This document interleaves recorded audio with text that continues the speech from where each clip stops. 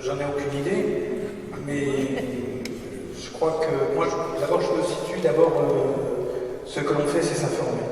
Ça paraît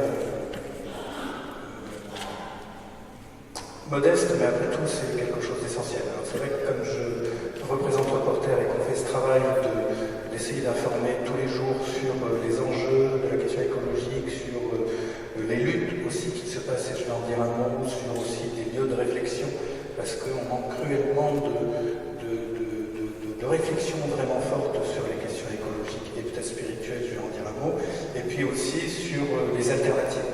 C'est-à-dire, il faut, en gros, le travail qu'on essaie de faire et sur lequel on peut chercher à s'informer, et qui en fait, c'est des sortes de, j'ose pas dire des lignes d'action, c'est les mots qui ont été employés ici.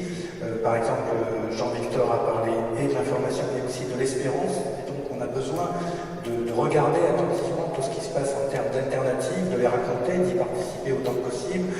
Olivier a parlé de lutte, parce qu'en fait, le projet de Opacity sur le triangle de Gonesse qui longe l'autoroute du Nord quand vous montez vers le Nord, c'est encore près de 1400 terres agricoles, très bonnes terres. Ça serait un véritable gâchis, ça serait un gaspillage absolument énorme de le bétonner pour faire un centre commercial de plus. Donc là, c'est une bagarre qui se mène, de la même manière qu'il faut accompagner, on a cité notre réunion, il me semble, c'est vraiment un combat qu'il faut mener. Et il faut, j'allais dire aussi, puisque, les catholiques d'abord, ils ont du mal maintenant à se rendre compte qu'ils sont marginaux dans la société. Voilà, donc ça, on a un changement collectif à faire énorme, puisque l'Église catholique, le dogme catholique, l'approche catholique définissait et a défini très largement la culture française, européenne, etc. Et puis maintenant, on se rend compte que la société n'est plus du tout dans ses logiques, mais même dans ses références. Donc, comment on se pense en se découvrant marginaux, en se découvrant minoritaires. Et je crois que l'Église, pour moi l'Église, c'est pas les corps constitués de l'Église, c'est évidemment l'ensemble de ceux et de celles qui y participent en tant que croyants, doivent prendre conscience de ça, ce qui va les pousser à une radicalité qui est en fait au cœur des évangiles. Et cette radicalité par rapport à la question écologique, ça va être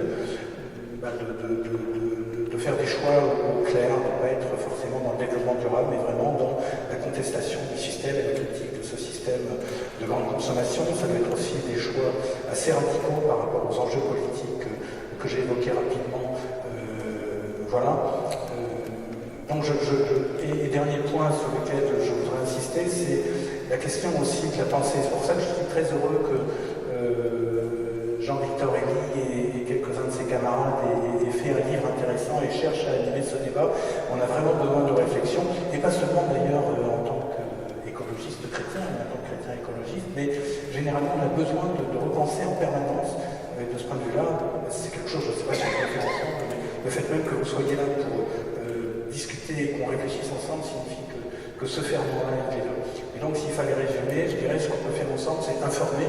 Puis moi j'informe plus, mais c'est choisir ce par quoi on est informé, lutter et sans avoir peur d'une certaine radicalité, peut-être sortir de la tiédeur qui imprègne trop le corps catholique, et c'est pas seulement une question d'âge, même si on est beaucoup de cheveux blancs, par exemple à Notre-Dame-des-Landes, les cheveux blancs ont joué un rôle tout à fait important dans la bagarre contre l'opération militaire des gendarmes.